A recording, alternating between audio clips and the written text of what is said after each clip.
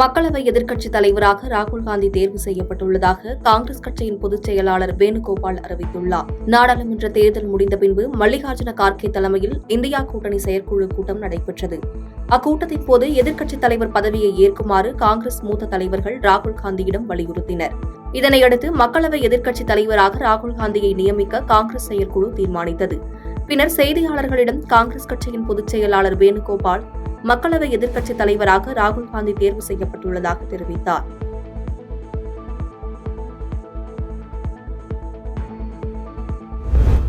டெல்லி திகார் சிறையில் உள்ள முதலமைச்சர் அரவிந்த் கெஜ்ரிவாலை சிபிஐ நேற்று கைது செய்துள்ளது. டெல்லியில் மதுபான கொள்கை முறைகேடு வழக்கில் முதலமைச்சர் அரவிந்த் கெஜ்ரிவாலை அமலாக்கத்துறை கைது செய்து திகார் சிறையில் அடைத்தது.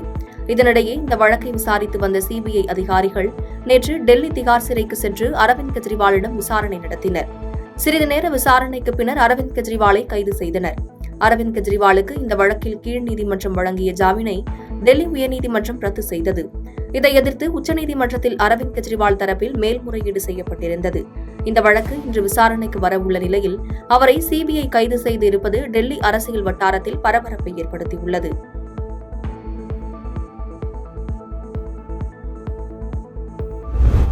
ஜூன் மாதம் நிலுவையில் உள்ள 5.367 டிஎம்சி தண்ணீரை தமிழகத்திற்கு திறந்துவிட காவிரி மேலாண்மை கூட்டத்தில் வலியுறுத்தப்பட்டது. காவிரி மேலாண்மை ஆணையத்தின் 31வது கூட்டம் ஆணையத்தின் தலைவர் கே ஹல்தார் தலைமையில் டெல்லியில் நேற்று நடைபெற்றது. இதில் தமிழ்நாடு உள்பட 4 மாநிலங்களின் அதிகாரிகளும் பங்கேற்றனர். கூட்டத்தில் 4 மாநில நீரியல் புள்ளி விவர சேகரிப்புக்கு பிறகு தமிழ்நாட்டு அதிகாரிகள் தமிழகத்துக்கு உரிய தண்ணீரை வலியுறுத்தி பேசினர். அதில் உச்சநீதிமன்ற தீர்ப்பின்படி நிர்ணயிக்கப்பட்ட நீரை ஜூன் மாதத்தில் கர்நாடகம் வழங்கவில்லை. எனவே ஜூன் மாத பற்றாக்குறை தண்ணீர் 5.367 டிஎம்சி தண்ணீரையும் ஜூலை மாதத்துக்காக 31.24 டிஎம்சி தண்ணீரையும் வழங்க கர்நாடகத்துக்கு உத்தரவிட வேண்டும் என்று வலியுறுத்தப்பட்டது. இதற்கு கர்நாடக அதிகாரிகள் மறுப்பு தெரிவித்தனர். ஆனால் ஆணைய தலைவரோ தண்ணீர் திறப்பு விஷயத்தில் எந்த உத்தரவையும் பிறப்பிக்காமலேயே கூட்டத்தை முடித்துக் கொண்டார். இதற்கிடையே காவிரி ஒழுங்காற்றுக்குழு நாளை கூடும் என எதிர்பார்க்கப்படுகிறது.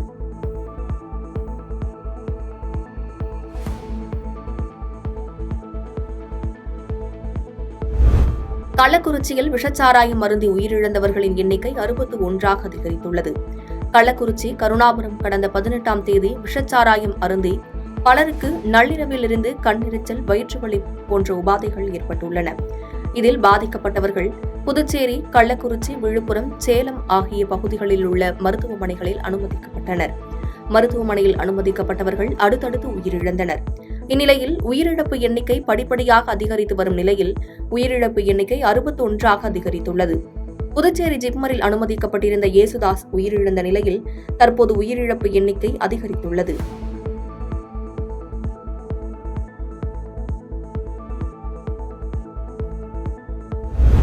வரி உயர்வுக்கான நிதி மசோதாவுக்கு எதிர்ப்பு தெரிவித்து கென்யா நாடாளுமன்றத்தில் போராட்டக்காரர்கள் தீ வைத்ததால் அங்கு பெரும் கலவரம் ஏற்பட்டுள்ளது. கென்யா நாடாளுமன்றத்தில் சர்ச்சைக்குரிய வகையிலான நிதி மசோதாவை தாக்கல் செய்யப்படுவதற்கு எதிராக போராட்டம் வெடித்தது.